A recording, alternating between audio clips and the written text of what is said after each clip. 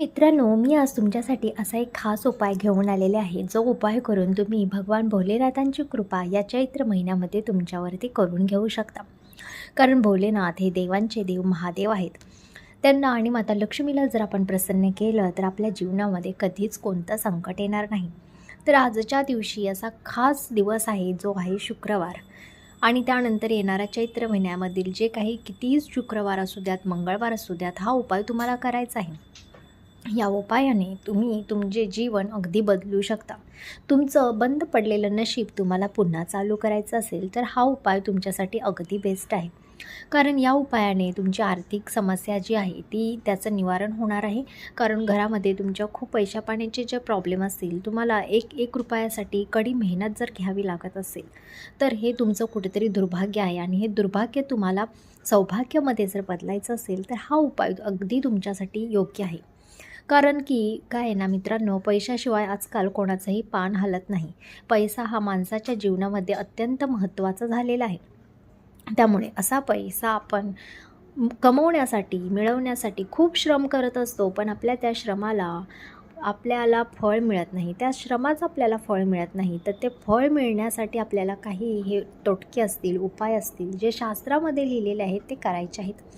त्यामुळे मित्रांनो, तुम्ही देखील असे उपाय जर करत असाल, तुमचा देखील यावरती विश्वास असेल, तर कमेंट बॉक्समध्ये जय श्री महालक्ष्मी लिहायला विसरू नका. माता लक्ष्मी तुमच्या सर्व मनोकामना पूर्ण करो आणि तुमच्या सर्व उपायांना फल देवो, फलप्राप्ती तुम्हाला हो, हीच माता लक्ष्मी चरणी प्रार्थना. तर मित्रांनो, पवित्र असा चैत्र महिना चालू आहे. तर मित्रांनो, चैत्र महिना चालू आहे आणि या चैत्र महिन्यामध्ये भरपूर लोक आपापल्या जे श्रद्धास्थान आहे तिथे दर्शनासाठी जात असतात. आपल्या परीने देवाची भक्ती करायचा प्रयत्न करत असतात. आपल्या कुलदेवतेची देखील पूजापाठ केली जाते. त्याचबरोबर आपले इष्टदेवत आहे त्या देवांचे देखील स्मरण, नामस्मरण या दिवशी केल्यानंतर आपल्या जीवनातील दरिद्रता, कष्ट यांचं निवारण होत असतं. तर मित्रांनो, त्यातीलच थोडा वेळ काढून तुमच्या घरामध्ये हा उपाय तुम्हाला करायचा आहे. तर उपाय असा आहे, अगदी साधा सोपा उपाय आहे. तर सर्वप्रथम हा उपाय कोणी करायचा? तर मित्रांनो, हा उपाय कोणीही करू शकतो. अगदी लहान मुलांपासून वयोवृद्ध माणसांपर्यंत कोणीही हा उपाय करू शकतो. फक्त मनात जर भाव आणि श्रद्धा असेल ना, की या उपायाने माझं खरंच चांगलं होणार आहे, ह्या उपायाने माझे जीवन बदलणार आहे, हा जर विश्वास मनामध्ये असेल ना, तर कोणीही हा उपाय कधीही करू शकतो. तुम्हाला फक्त हा उपाय तिन्ही सांजेच्या वेळेलाच करायचा आहे. कारण की वेळ खूप महत्त्वाची आहे. तिन्ही सांजेच्या वेळेला माता लक्ष्मी ही घरात येत असते. आणि जर तुम्हाला खरंच वाटत असेल की आपले लक्ष्मी आपल्या घरात यावी, तर हा उपाय मित्रांनो तुम्ही नक्की करा. जी काही इडापिडा आहे ती घरातली बाहेर जाण्यासाठी आणि माता लक्ष्मीचं घरामध्ये आगमन होण्यासाठी आपल्याला हा उपाय करायचा आहे. बघा मित्रांनो, आपल्या घरात खूप भांडणं आहेत, कलह आहे, वादावाद आहे. यातून जर तुम्हाला बाहेर पडायचं असेल, तुमच्या घरामध्ये सुख समृद्धी नांदावी असं तुम्हाला वाटत असेल, तर हा उपाय मित्रांनो तुम्हाला नक्की करायला पाहिजे. मित्रांनो, तुमच्या घरामधील मुलं खूप चिडचिडी आहेत, बिलकुलही ऐकत नाहीत. त्यासाठी तुमच्या घरामधलं वातावरण पहिलं तुम्हाला बदलावं लागेल. कारण हे वातावरण अशुद्ध वातावरण आहे. त्यामुळे त्याचा परिणाम सर्वप्रथम हा मुलांवरती पडत असतो. मुलं ही खूप निरागस असतात. कोणतीही काळी जी जादू असते ती मुलांना लवकर त्यांच्या ताब्यात करत असते. त्यामुळे मित्रांनो, आपल्या घरातील नकारात्मकता पहिली बदलली तर आपल्या घरात सगळ्या गोष्टी चांगल्या होत असतात. बघा, मुलं खूप चिडचिड करतात, अभ्यास करत नाहीत. ते घरातल्यांचं बिलकुलही ऐकत नाहीत आणि बाहेरच्यांचं मात्र सगळं काही ऐकत असतात. घरात अभ्यास करायला नको, बाहेर ट्युशनच्या तिथे जाऊन मात्र अभ्यास करत असतात. काही मुलं असं करतात की ट्युशनमध्ये देखील अभ्यास करून परत घरी आल्यानंतर विचारलं तर त्यांना काहीच उत्तर सांगता येत नाही. त्यामुळे याचा अर्थ असा होतो की तुमच्या घरामध्ये वास्तूमध्ये दोष आहे. तुमच्या घरातील वातावरण अशुद्ध झालेलं आहे. त्यामुळे मित्रांनो, हा जे उपाय आहे ते तुम्हाला तुमच्या घरामध्ये करायचे आहेत. त्यामुळे घरातली जी नकारात्मकता आहे ती बाहेर तुम्हाला घालवायची आहे. तुमच्या घरावरती लागलेला दोष असेल, वास्तुदोष असेल किंवा अजून कोणता दोष असेल घराला, पितृदोषसुद्धा असू शकतो. त्यामुळे तो जर जोपर्यंत जात नाही तोपर्यंत तुमच्या घराचं कल्याण होणार नाही. तुमची मुलं कितीही अभ्यास करू द्या, तुमच्या मुलांनी कितीही मोठ्या परीक्षा देऊ द्यात, पण हे जोपर्यंत दोष जाणार नाही तोपर्यंत तुमचं भलं किंवा कल्याण होणार नाही. त्यामुळे मित्रांनो, तुम्हाला प्रयत्न हे करावेच लागतील आणि प्रयत्नाती परमेश्वर, प्रयत्न केल्याने सगळ्या गोष्टी साध्य होतात असं सांगितलेलं आहे. त्यामुळे तुम्ही प्रयत्न नक्की करा. नक्की तुमच्या घरातलं वातावरण हे बदलेल. तुमच्या घरात जर सतत भांडणं होत असतील, कलह होत असेल, घरामध्ये कोणतं शुभकार्य हे घडत नसेल, मुलाला खूप दिवस झालं मुलगी शोधताय पण मनपसंत मुलगी भेटत नाही, किंवा तुमच्या मुलाला योग्य तो जोडीदार मिळत नसेल, खूप दिवस झाले लग्न करून परंतु मूलबाळ होत नाही, अशामध्ये तुम्हाला एकच उपाय आपल्या ह्या घरामध्ये करायचा आहे. आपण नित्यनियमाने देवपूजा करत असतो, आपल्या कुलदेवतेला जात असतो, सर्व काही करून झालं, पण आपल्या घरामध्ये काही शुभ कार्य घडत नाही.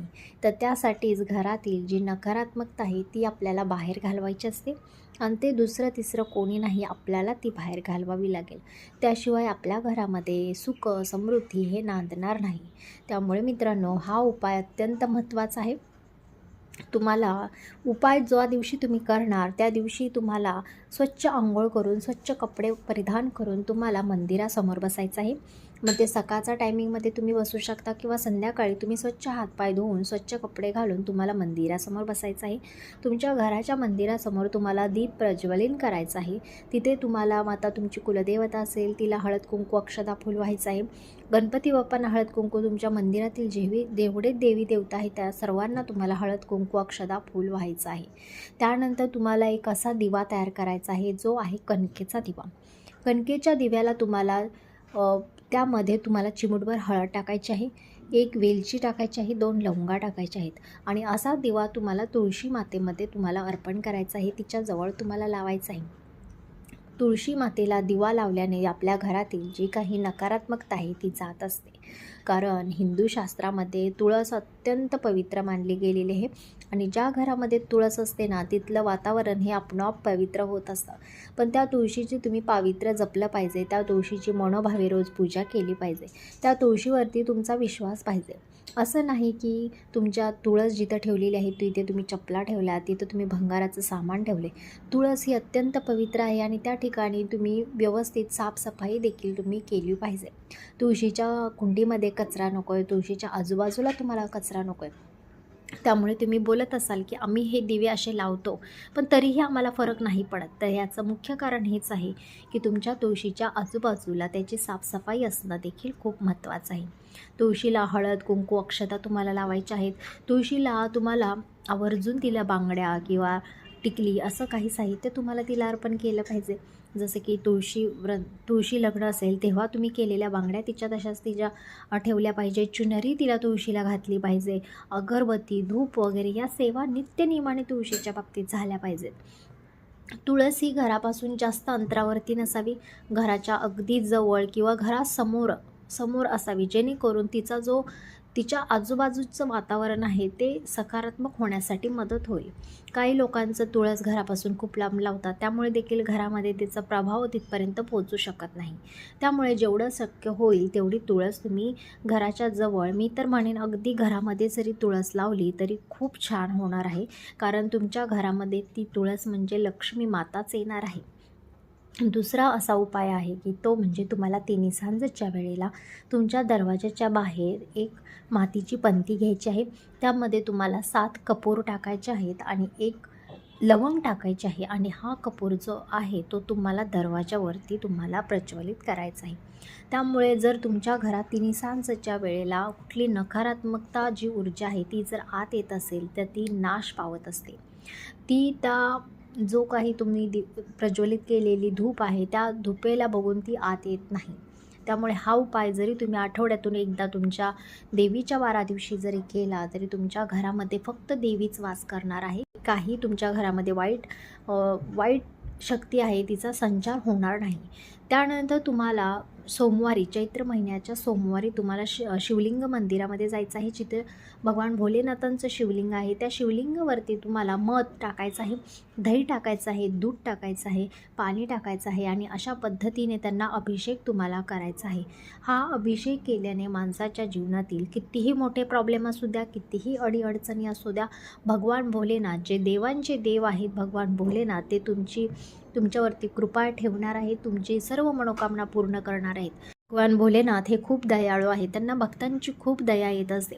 मला स्वतःला आलेले खूप असे अनुभव आहेत की भगवान भोलेनाथांच्याकडे मी कोणती गोष्ट मागितली आणि त्यांनी मला दिली नाही. तर तुम्हीसुद्धा असं शंकराच्या मंदिरामध्ये नक्की आवर्जून जा. तुमची कोणतीही मनोकामना असेल तर त्यांना अशा प्रकारे अभिषेक तुम्हाला घालायचा आहे आणि त्यामधील जे अभिषेक घातलेलं जे पाणी आहे किंवा जे पंचामृत तयार होणार आहे त्याचं एका छोट्या बॉटलमध्ये असेल किंवा डब्यामध्ये तुम्हाला घरी भरून आणायचं आहे आणि तीर्थ म्हणून घरातल्या सर्वांना ते द्यायचं आहे. जेणेकरून घरामधील तुम्ही वातावरण शुद्ध केलं, पण घरातल्या माणसांमध्ये जर वाईट शक्तीचा संचार असेल तर तो तुम्हाला घालवायचा असेल तर ते तीर्थ तुम्हाला प्यावं लागेल. घरातील सर्वांना ते तीर्थ प्यावं लागेल. जर घरातील कोणी नास्तिक असेल, त्याला विश्वास नसेल, तो पीत नसेल, तर त्याच्या जेवणामध्ये, खाण्यापिण्याच्या वस्तूमध्ये किंवा एव्हाना पाण्यामध्ये, थंड पेयेमध्ये ती 2-3 थेंब तुम्ही टाकून त्या व्यक्तीला जर दिले, जर घरामध्ये कलह करणारी व्यक्ती जर तुमचं ऐकत नसेल तर अशा व्यक्तीला दिलं तरी ती व्यक्तीच्या जरी पोटात गेलं तरी अशी व्यक्ती ही शांत होत असते आणि ती तुमच्या घरामधील भांडण कलह थांबवत असते.